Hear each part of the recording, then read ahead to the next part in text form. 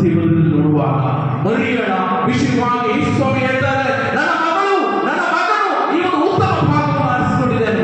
ಆ ಉತ್ತಮ ಭಾಗವನ್ನು ಆರಿಸಿಕೊಂಡಿದ್ದಾಳೆ. ಅದು ಆಕೆಯಿಂದ ಏನಾಗುವುದಿಲ್ಲ ಅಂತೆ, ತೆಗೆದುಕೊಳ್ಳುವುದಿಲ್ಲ. ವಾಕ್ಯವನ್ನು ಕೇಳುವಂತ ಒಂದು ಹಂಬಲ ಮರಿಯಳಲ್ಲಿ. ನಾನು ನೀನು ಮನೆಯಲ್ಲಿದ್ದಾಗ, ಸಭೆಯಲ್ಲಿದ್ದಾಗ ಮಾತ್ರವಲ್ಲ, ನಾನು ನೀನು ಮನೆಯಲ್ಲಿದ್ದಾಗ ಎಷ್ಟು ಸಾರಿ ಎಷ್ಟು ಹೊತ್ತು ಆತನ ಭಾಗದಲ್ಲಿ ನಾನು ಕೂತ್ಕೊಳ್ತಾ ಇದ್ದೇನೆ. ಆ ಉತ್ತಮ ಭಾಗವನ್ನ ನನ್ನ ಜೀವಿತದಲ್ಲಿ ನಾನು ಆರಿಸಿಕೊಂಡಿದ್ದೇನೆ ಎಂಬುದಾಗಿ ನಾವು ಯೋಚನೆ ಮಾಡಬೇಕು. ಲೂಕನ ಬರೆದ ಸುವಾರ್ತೆ 10:30 ಆಲ್ರೆಡಿ ಓದಿದೆ. ಯೋಹಾನ ಬರೆದ ಸುವಾರ್ತೆ 11:32, ಯೋಹಾನ 11:32.